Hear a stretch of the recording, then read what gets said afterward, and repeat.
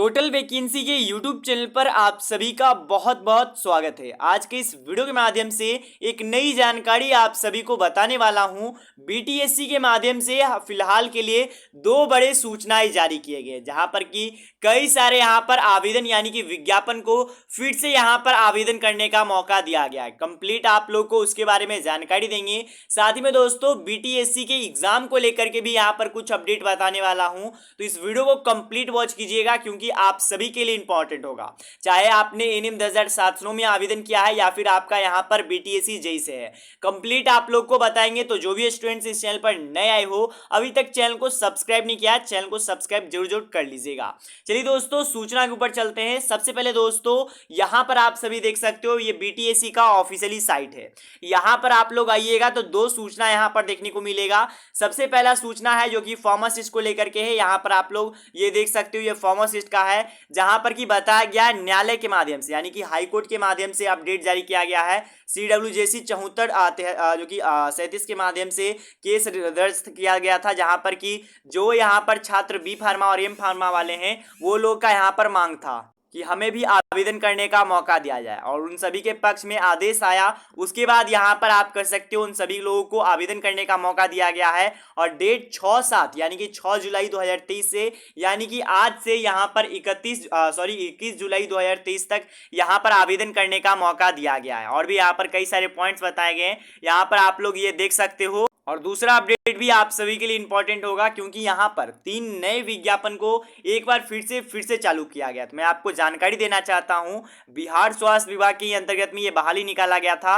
उसके बाद यहां पर आवेदन हो चुके थे, लेकिन 30/1/2023 के डेट में एक स्वास्थ्य विभाग के माध्यम से आदेश जारी किया गया, वहां पर इस भर्ती को रद्द करने को कहा गया। लेकिन एक बार फिर से आवेदन चालू करने को कह दिया गया है, और यहां पर कुछ संशोधित किया गया है, जैसे कि आपका उम्र सीमा हो गया वो संशोधित किया गया यानी कि बदलाव किया गया है। साथ में कुछ यहां पर पैसे यानी कि आप कह सकते हो उम्मीदवार के लिए जो पैसे लगने वाले हैं वो भी कुछ यहां पर शुल्क में भी कुछ सुधार किया गया है। तो यहां पर आप लोग ये देख सकते हो दोस्तों।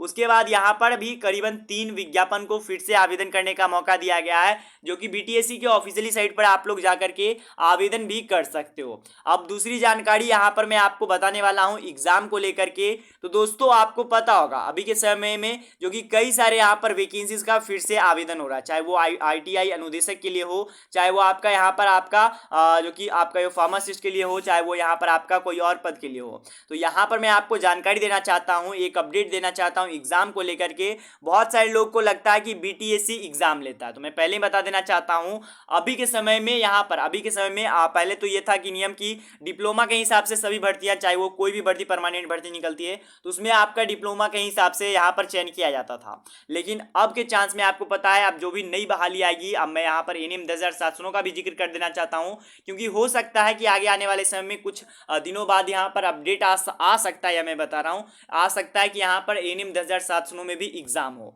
तो यहाँ पर आज जब आपका अपडेट आ जाएगा कि एग्जाम होगा, तो यहाँ पर फिर आपको भी यहाँ पर ये समझना पड़ेगा। देखिए मैं आपको एक चीज बता देना चाहता हूँ, बहाली आप लोग में से कई सारे की बहाली कोई और विभाग से निकलती है, कई सारे लोग को स्वास्थ्य विभाग से। तो एक एग्जाम्पल के तौर पर एनएम 2007 की एग्जाम्पल के तौर पर आपको बताते हैं। तो देखिए एनएम 2007 के माध्यम से जो कि स्वास्थ्य विभाग के माध्यम से बीटीएससी को बहाली निकालने को कहा गया।